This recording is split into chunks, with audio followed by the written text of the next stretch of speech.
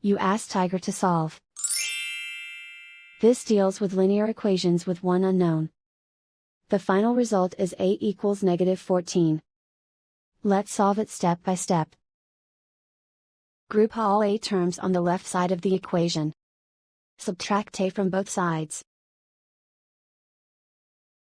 Group like terms. Simplify the arithmetic. Group like terms. Simplify the arithmetic. Group all constants on the right side of the equation. Subtract 5 from both sides. Simplify the arithmetic.